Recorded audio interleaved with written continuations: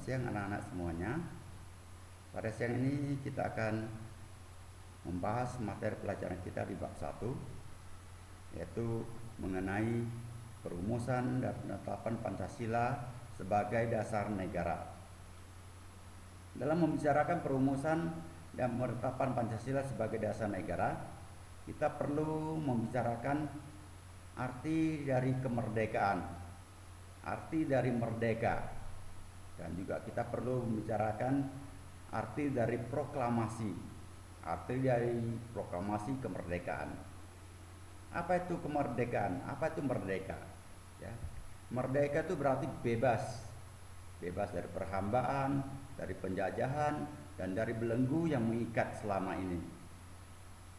Lalu, apa itu proklamasi? Proklamasi itu adalah pengumuman atau pemberitahuan kepada seluruh rakyat Indonesia mengenai kemerdekaan.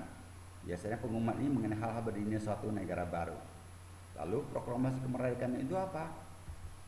Proklamasi kemerdekaan adalah pengumuman kepada rakyat atau masyarakat bahwa bangsanya itu telah merdeka. Dalam membicarakan perumusan dan penetapan Pancasila sebagai dasar negara, kita perlu tahu dulu apa itu dasar negara. Ya. Dasar negara adalah prinsip kehidupan dalam bernegara dan merupakan filsafat negara yang mempunyai kedudukan sebagai sumber dari segala sumber hukum yang harus dimiliki setiap negara. Karena setiap negara yang baru berdiri harus ada dasar hukum, ya, harus ada dasar negara, harus ada hukum dasar yang mengikatnya supaya negara tersebut bisa kokoh berdiri. Setiap bangsa merdeka harus membentuk satu organisasi yang disebut negara, dan negara tersebut harus memiliki, ya, dasar negara dan hukum dasar yang berfungsi untuk mengikat bangsa tersebut menjadi satu kesatuan yang tidak terpisahkan.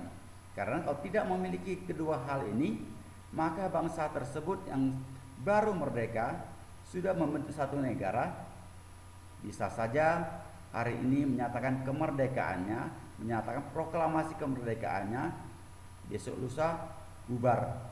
Karena tidak ada lagi satu kesatuan, satu hukum yang mengikat mereka untuk mempertahankan, mewujudkan apa yang menjadi cita-cita bangsa tersebut.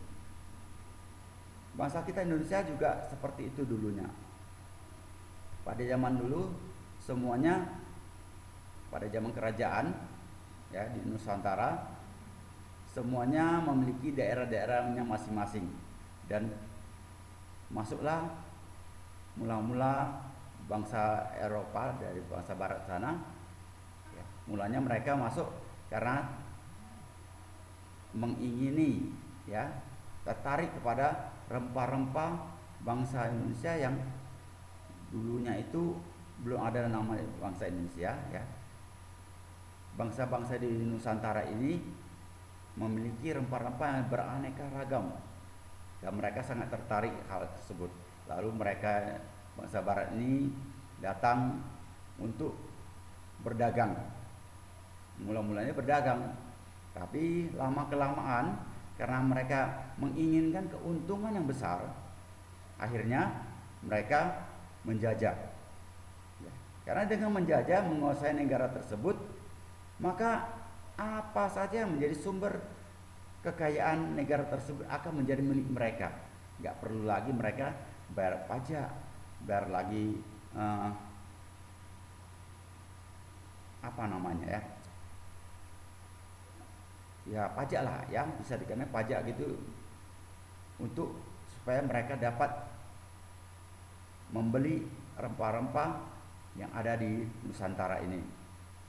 Lalu akhirnya mereka menjajah, mulai dari Portugis, ya. Portugis menjajah wilayah Nusantara, dan itu berkelanjutan, ya. Bangsa-bangsa Eropa yang lain juga mempunyai keinginan sama. Jadi mereka berbondong-bondong datang ke wilayah Nusantara ini, mulai menjajah. Ketika mereka sudah menguasai, lalu terjadilah pemberontakan perlawanan dari bangsa-bangsa di Nusantara ini melawan bangsa-bangsa penjajah. Banyak bangsa Eropa yang menjajah bangsa Indonesia. Ada Portugis, ada Belanda, ya, ada Inggris. Masing-masing dengan motivasinya tersendiri dalam hal menjajah.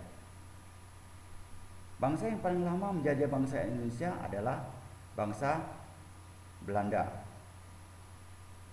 Ketika bangsa Belanda menjajah Indonesia, bangsa Indonesia ini diusahakan bodoh, diusahakan gak usah belajar, supaya mereka tidak memiliki keinginan untuk memberontak, keinginan untuk melawan, keinginan untuk memerdekakan diri. Ya, akhirnya bangsa-bangsa Eropa ini menganggap mereka ini sangat-sangat hebat dan menganggap bangsa-bangsa lain di luar Eropa itu sepele. Sampai akhirnya muncullah bangsa Jepang. Ya, bangsa Jepang ini bangsa dari Asia yang semula tidak dianggap sebelah mata pun tidak. Akhirnya bangsa Jepang ini muncul ke permukaan dan mengalahkan banyak bangsa Eropa. Barulah bangsa Eropa ini terbuka hatinya, terbuka pikirannya bahwa pandangan mereka selama ini salah. Ya, barulah mereka menyatukan diri dan sekutu, barulah mereka bisa mulai mengalahkan bangsa Jepang. Kembali ke masa penjajahan Jepang. Ya. Pada masa penjajahan Jepang ini, itulah mulai terbersit, ya, untuk menarik bangsa Indonesia. Maka bangsa Jepang ini membuat satu propaganda, ya, bahwa mereka ini menjajah bukan seperti Belanda. Ya, mereka ini menyampaikan propaganda 3A, ya, yaitu Jepang pelindung Asia, ya, Jepang cahaya Asia, Jepang pemimpin Asia. Dengan maksud supaya menarik simpati bangsa Indonesia, agar bangsa Indonesia juga dapat mendukung mereka dalam perang. Makanya pada waktu itu bangsa Indonesia dilatih, ya, dibentuklah berbagai macam jenis pasukan. Ada pasukan putra, ada pasukan putri. Pada masa inilah bangsa Indonesia ini diberi kesempatan diajari, ya, cara menggunakan senjata, cara membentuk pasukan, cara menerbangkan pesawat, teknik-teknik perang, semuanya diajarkan. Dan terakhir, karena bangsa Jepang ini sudah mulai kalah perang melawan Eropa di beberapa tempat, karena bangsa Eropa ini sudah bersatu, ya, dalam pasukan sekutu mengalahkan Jepang di berbagai tempat. Supaya bangsa Jepang ini tetap bisa kuat, maka Jepang memberikan janji, ya. Perdana Menteri Jepang memberikan janji bahwa saat nanti Indonesia akan diberi kemerdekaan. Dan untuk membuat janjinya itu lebih nyata, maka bangsa Jepang, ya, pemerintah pendudukan Jepang ini memberikan izin membentuk satu badan yang bertugas untuk mempersiapkan dan menyelidiki apa-apa saja hal yang perlu, yang penting untuk satu negara yang merdeka nantinya. Maka itu Jepang memberikan izin membentuk satu badan, yaitu Badan Penyelidik Usaha-usaha Persiapan Kemerdekaan Indonesia atau BPUPKI pada tanggal 1 Maret 1945 yang diketuai oleh Dr. Rajiman Widyadiningrat, dan wakil ketuanya ada dua, satu dari Jepang yaitu Ichibangase Yoshio, dan satu dari Indonesia yaitu Raden Panji Suroso. Dengan anggota BPPK ada 62 orang tokoh bangsa Indonesia dan 7 orang dari Jepang, ya, perwakilan dari Jepang. BPPK dalam bahasa Jepang disebut juga Dokuritsu Junbi Tosakai. Ya. Sebutan dalam bahasa Jepang ini di beberapa buku itu banyak perbedaan. Ada yang membuat di situ Dokuritsu Junbi Kyosakai. Ada juga yang buat di situ Dokuritsu Junbi Choosakai. Ya. Ada juga yang dibuat Dokuritsu Junbi Chosakai. Ya, Junbi-nya itu juga ada yang pakai Z, ada yang pakai J. Ada yang pakai Jumbi, Jumbi. Ada yang pakai Zumbi. Ada yang pakai Zunbi. Ada yang pakai Junbi. Ya, ada berbagai versi yang dibuat itu. Tapi yang kita pakai adalah yang ada dalam buku kita. Ya, supaya kita mempersatukan persepsi dulu untuk hal dalam nama BPPKI dalam bahasa Jepang, ya, Dokuritsu Junbi Chosakai. Itu yang akan kita pakai itu seterusnya, ya.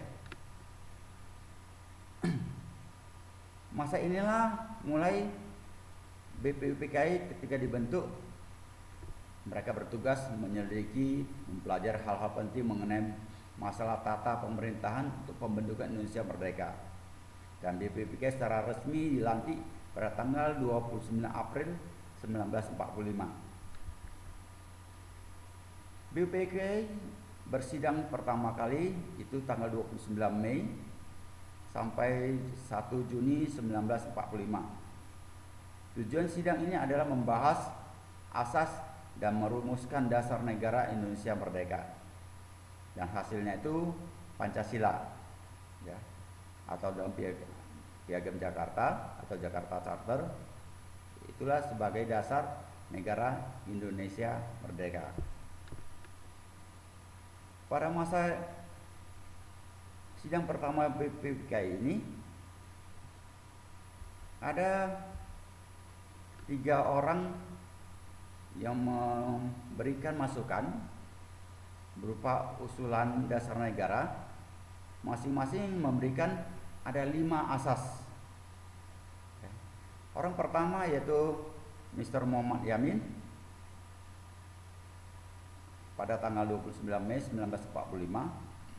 Dia mengajukan 5 dasar negara, asas negara, yaitu pri kebangsaan, pri kemanusiaan, pri ketuhanan, pri kerakyatan, dan kesejahteraan rakyat. Orang kedua adalah Dr. Supomo pada tanggal 31 Mei 1945. Dia mengajukan juga 5 asas dasar negara, yaitu persatuan, kekeluargaan, keseimbangan lahir dan batin, musyawarah, dan keadilan rakyat. Lalu pada hari terakhir itu ada Insinyur Soekarno pada tanggal 1 Juni 1945. Dia mengajukan 5 asas dasar negara juga, yaitu yang pertama kebangsaan Indonesia, yang kedua internasionalisme atau pri kemanusiaan, yang ketiga mufakat atau demokrasi, yang keempat kesejahteraan sosial, yang kelima ketuhanan. Dan pada waktu itu Insinyur Soekarno ada memberikan nama untuk asas dasar negara yang dia usulkan, yaitu Pancadharma. Lalu ketika dalam penjelasan ada yang membisikkan pada dia bahwa Pancadharma itu namanya kurang pas, ya. Maka diberikanlah, diusulkan masukan pada dia namanya Pancasila. Lalu Soekarno juga menyampaikan pada semua anggota BPPKI yang bersidang pada hari itu namanya Pancasila. Maka sejak itulah tanggal 1 Juni itu dikenal sebagai hari lahirnya Pancasila. Namun karena waktu yang terbatas, ketiga orang ini sudah mengusulkan asas dasar itu, tapi belum selesai. Ya. Hasilnya hanya ada nama Pancasila sebagai dasar negara, tapi isinya masih ada 3 orang ini yang mengusulkan, belum jadi satu kesatuan. Ya. Maka sebelum dibubarkan sidang resmi tersebut, lalu mereka membentuk suatu panitia kecil dan diberi tugas untuk merumuskan apa yang sudah diusulkan oleh 3 orang tersebut supaya menjadi satu asas dasar negara yang diberi nama Pancasila-nya nanti. Ya. Lalu ketika itu mereka membentuk panitia kecil, yaitu dikenal dengan panitia 8. Lalu panitia 8 ini dalam sidangnya mereka juga membentuk lagi satu panitia kecil lagi yang dikenal dengan panitia 9. Dan diberi tugas untuk merumuskan, menyatukan persepsi mengenai usulan 3 orang tersebut akan menjadi satu usulan yang terampung sebagai isi dari Pancasila. Ya. Kenapa panitia itu disebut panitia 9? Ya seperti tadi, ya panitia 8. Karena anggotanya itu beranggotakan 8 orang disebut panitia 8. Dan ini beranggotakan 9 orang, maka disebut panitia 9. Ya. Siapakah saja yang ada di dalamnya? Itu bisa kalian lihat di dalam buku bacaan kalian. Dalam sidang panitia 9, mereka akhirnya menghasilkan satu rumusan dasar negara dan tujuan pembentukan Indonesia Merdeka yang tertuang dalam satu dokumen yang diberi nama oleh Mr. Muhammad Yamin sebagai Jakarta Charter atau Piagam Jakarta dengan rumusan Pancasila di dalamnya. Secara penuh mengenai isi dari Piagam Jakarta ini dapat kalian lihat di dalam buku bacaan kalian. Ya, bisa kalian lihat di situ lebih teliti, bisa lebih lengkap. Ya, di sini hanya menjelaskan secara singkat aja. Ya, isi dari Pancasila yang ada dalam rumusan Piagam Jakarta adalah sila pertamanya itu ketuhanan dengan kewajiban menjalankan syariat Islam bagi pemeluk-pemeluknya. Sila keduanya kemanusiaan adil dan beradab. Sila ketiganya persatuan Indonesia. Sila keempatnya kerakyatan yang dipimpin oleh hikmat kebijaksanaan dalam pemusyawaratan perwakilan. Kelima, keadilan sosial bagi seluruh rakyat Indonesia. Inilah isi rumusan Pancasila dalam Piagam Jakarta. Lalu setelah mereka selesai merampungkan ini semuanya, dimasukkan ke dalam BPUPKI sebagai hasil sidang pertama BPUPKI Pancasila. Dasar negara Indonesia Merdeka adalah Pancasila dengan rumusan isinya seperti yang tadi kita sebutkan. Setelah itu mereka kembali rapat BPUPKI atau bersidang kembali yang kedua kalinya itu pada tanggal 10 sampai 17 Juli 1945. Tujuan dari sidang ini adalah membahas dan menyusun rancangan undang-undang dasar. Hasilnya rancangan undang-undang dasar. Tapi setelah mengalami beberapa perubahan, barulah ditetapkan sebagai undang-undang dasar Indonesia Merdeka oleh PPKI nantinya. Dalam sidang kedua BPUPKI tanggal 10 Juli 1945 dibentuklah satu panitia kecil, yaitu panitia perancang undang-undang dasar dengan Ketua Insinyur Soekarno. Dan dalam rapat panitia perancang undang-undang dasar tanggal 11 Juli 1945 disetujui dengan suara bahwa isi rancangan pembukaan undang-undang dasar diambil dari Piagam Jakarta. Mengenai panitia-panitia kecil yang dibentuk dalam sidang kedua ini bisa kalian lihat, bisa kalian baca dalam buku bacaan di buku paket kalian ya. Selanjutnya, setelah semuanya itu selesai, mereka selesaikan sidang kedua itu dengan sangat alot, ya, banyak sekali masukan, banyak sekali pertentangan, tapi akhirnya mereka dapat menyelesaikannya juga, ya. Belajar dari sidang pertama karena membuat tidak menghasilkan satu hasil yang maksimal. Lalu pada sidang kedua ini mereka terlebih dahulu membentuk panitia-panitia kecil, sehingga panitia-panitia kecil inilah yang bekerja lebih mendetil, sehingga akhirnya dari panitia-panitia kecil ini menghasilkan rumusan-rumusan, membicarakan asas dasar negara, merumuskan rancangan undang-undang dasar, ya. Undang-undang dasar inilah hukum dasar, ya, hukum dasar negara. Lalu masukkanlah ke dalam BPUPKI sidang kedua itu dapat selesai, ya, tepat waktu, nggak molor lagi seperti sidang pertama, karena mereka sudah belajar dari sidang pertama. Mereka tidak membentuk panitia-panitia kecil dulu supaya bisa lebih cepat menyatukan persepsi.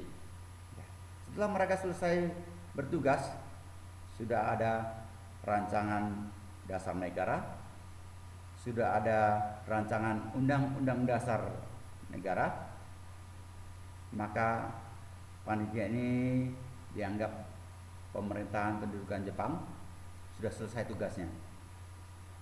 Maka panitia ini dibubarkan pada tanggal 7 Agustus 1945. Ya, dibubarkan, tapi bukan hanya dibubarkan, ya. Dan untuk melanjutkannya itu, maka Jepang memberikan lagi satu panitia baru, ya, yaitu PPKI, diketuai oleh Insinyur Soekarno dan wakil ketuanya Dr. Muhammad Hatta. PPKI ini dalam bahasa Jepang disebut Dokuritsu Jundi Inkai, ya. Namanya ini juga dalam berbagai versi buku ada beda-beda, ya. Ada Dokuritsu Jumbi Inkai, ada Dokuritsu Jumbi Linkai dan sebagainya. Tapi yang kita pakai sebagai satu kesatuan menyatukan persepsi yaitu Dokuritsu Jundi Inkai, ya. PPKI inilah menunjukkan tugas BPUPKI, mempersiapkan segala sesuatu yang berhubungan dengan kemerdekaan Indonesia. Demikianlah sekilas mengenai penjelasan bab pertama, perumusan dan penetapan undang-undang dasar, ya, dasar negara dan undang-undang dasar. Sekian dan terima kasih. Selanjutnya kita akan ada satu tugas lain yang harus kita kerjakan. Silakan lihat di Google Classroom-nya, ya. Selamat siang anak-anak.